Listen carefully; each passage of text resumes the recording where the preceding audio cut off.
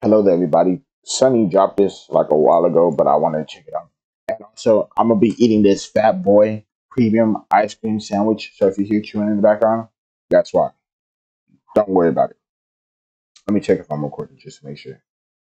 Yeah, I am. There are 5 cases from BuzzFeed Unsolved which have now either been fully or significantly solved, and we're going to begin by looking at Forrest Fenn's treasure, which finally came to a full conclusion back in June 2020. Ryan and Shane investigated the mystery 2 years prior in September 2018, during which they explained that world-renowned treasure collector Forrest Fenn had hidden an actual treasure chest somewhere in the Rocky Mountains, which contained over $1 million worth of valuable antiquities. In Forrest Fenn's memoir, he wrote a 24-line poem which included 9 hidden clues on how to find the treasure. While the concept seemed fairly simple, over 65,000 people had attempted to find the treasure to no avail. Ryan and Shane then explained that the treasure could be found in one of 4 specific US states. The treasure is located in either Montana, Wyoming, Colorado, or New Mexico. Of the 4 states listed by Fenn, I tend to lean towards New Mexico or Wyoming. Wyoming because a majority of Yellowstone National Park resides within that state, and Yellowstone was a place where Fenn spent his formative years camping with his father. And although Wyoming seemed like the most likely location for the treasure, the boys eventually settled on looking in New Mexico, flying to the state with over a month's worth of research under their belt. Ryan and Shane looked at 3 different locations in New Mexico, put up with bad weather and rough terrain, and at one point even thought that they had found the treasure. That right there, look, there's a box. What do you mean there's a box? Right there, look. Is that a box or just a very square rock?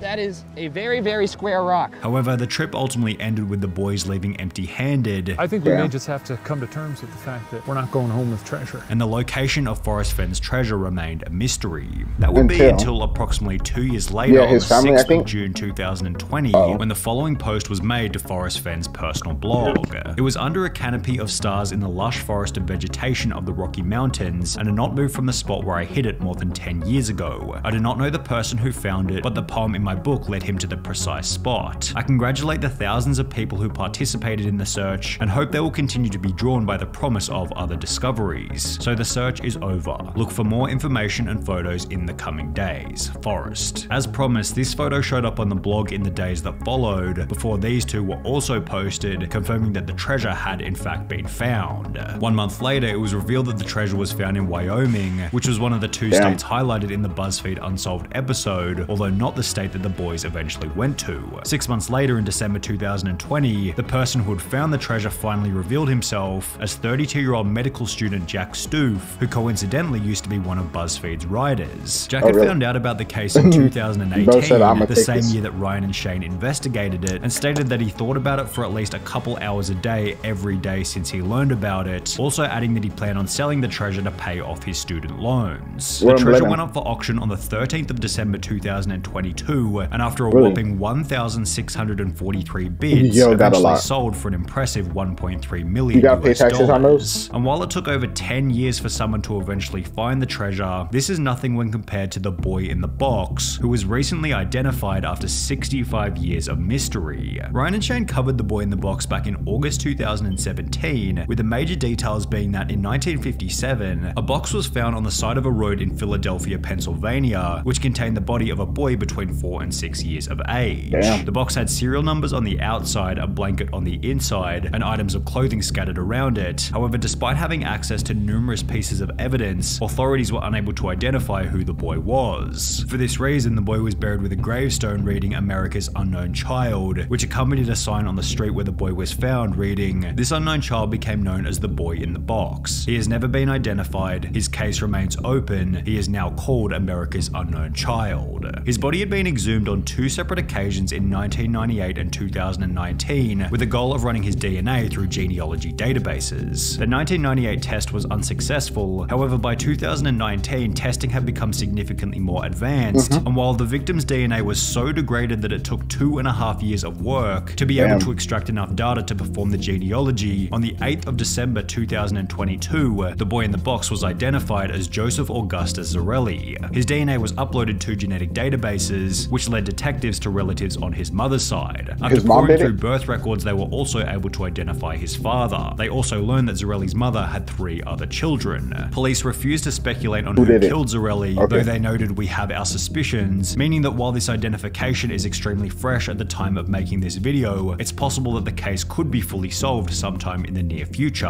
However, if we're on the topic of fresh identifications, then we have to talk about the Lady of the Dunes, who after 48 years of mystery, was finally identified on the 31st of October 2022, just 38 days before the boy in the box. When Ryan and Shane looked into the Lady of the Dunes back in March 2020, they explained that she was found deceased on a beach in Provincetown, Massachusetts, yet because she'd been lying there for such a long period of time, the Lady of the Dunes had become unidentifiable. Despite using bloodhounds, studying missing persons bulletins, scouring the registers of local lodgings, and looking into anyone who had a permit to— I love mystery shit, but I hate the way they always be talking in this. Like, they make it, they make their voice sound a specific way, so then it gives you like this creepy feeling down your spine and shit. I'm like, bro, you don't need to do all that. Just tell me the facts.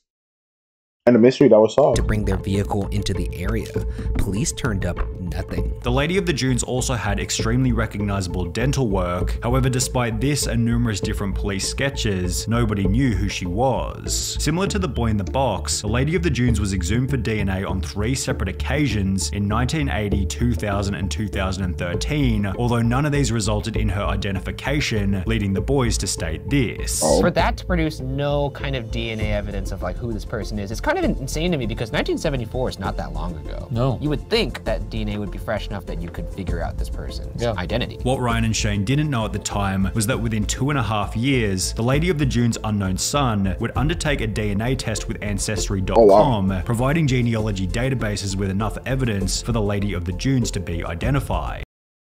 If you give me just 89 seconds, I'm going to show you this $1 million skill that they were scared to teach you in school. Imagine, and how you can use it. On October 30th. Imagine not knowing what happened to your mother. People are talking about her. And then you're like, One day, you're like, I feel like doing a DNA test. You should find out my ancestry. And then they connected. They're like, oh shit, it's him. First, the FBI announced it finally identified the woman as Ruth Marie Terry, a native of Tennessee who was 37 at the time of her death. At the time of her disappearance, Ruth Marie Terry had mentioned to family that she was traveling to Massachusetts with her husband Guy Moldalvin, who's now become the main suspect. Did he come back by himself? Despite being married at the time, Guy never officially reported the disappearance of his wife to the police, and conveniently remarried a year later as if nothing had ever happened. What's even crazier is that Guy Moldalvin's previous wife had also gone missing and was eventually found dead alongside his daughter inside a septic tank on Guy's Seattle home. He served only 2 years in prison before being released, which was followed by him marrying Ruth Marie Terry, who was then found in the dunes only 5 months later.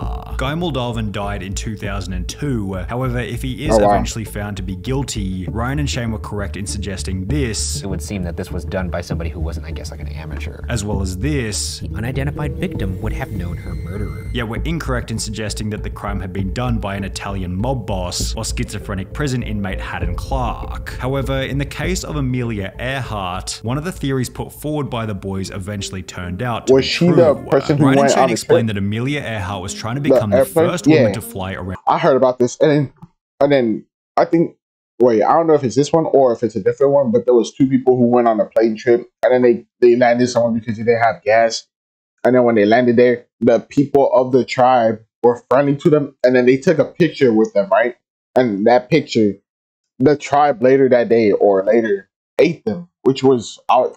around the world. I don't know if However, on the stretch between Papua New Guinea and the Howland Islands crazy. in the South I heard about Pacific, this. Amelia Earhart, her navigator Frank Noonan, as well Yeah. as their plane vanished and were never found Yeah, again. that shit was crazy. The main theory put forward in the Unsolved episode was that Earhart's plane had run out of fuel and either crashed into the ocean or had successfully made a crash landing on the South Pacific island of Nakumaroro. Evidence for the successful crash landing was that 2 years after Earhart's disappearance, a British colonial officer by the name of Gerald Gallagher found a campfire, sex intestine and a partial human skeleton on the previously uninhabited island. The bones were sent to a physician in Fiji who concluded that they most likely belonged to a male who was short, stocky, and of European descent, eliminating the possibility that the bones belonged to Earhart. However, Ryan went on to explain that at a later date, the bones had been run through an updated database which suggested that they could have belonged to a tall woman of European descent, which fit the description of Earhart perfectly. Well, approximately a year after the BuzzFeed Unsolved episode was uploaded, an article popped up on NPR.org titled "New Research Claims Bones Found 80 Years Ago on Pacific Atoll Likely Amelia Earhart's," which explained that the bones had been run through Modern Ancestry Program 4-disc, which found that Hoodless had incorrectly determined the sex of the remains. The data revealed that the bones have more similarity to Earhart than to 99% of individuals in a large reference sample. It's a bit of a stretch to call the case of Amelia Earhart solved based on a couple of correctly sized bones. However, there's significantly better evidence for the person featured in BuzzFeed Unsolved's very first episode, the Somerton Man, who was finally identified in July 2022 after 74 years of mystery. The Somerton Man was found dead on a beach in Adelaide, Australia back in 1948, dressed immaculately in a full suit with polished shoes. Strangely enough, all of the tags had been removed from his clothing, with his fingerprints failing to hint at who he might be. The case became even weirder when a torn piece of paper was found sewn into his pants, with the Persian phrase "tamam shud" written on it, which translated to "it has ended," with the case reaching even deeper levels of weird when someone brought in the book from which the paper had been torn, explaining that he found the book in the back of his car, which was parked near Somerton Beach. When the boys revisited the case in season 6, they talked extensively about the University of Adelaide professor Derek Abbott, who was seemingly the most determined as well as the closest to figuring out who the Somerton Man was. Well, it would be only 2 years and 3 months after this BuzzFeed Unsolved episode that Derek Abbott would finally achieve a breakthrough using the Somerton Man's hair. We looked for people with no date of death on that tree, and there was one that stood out.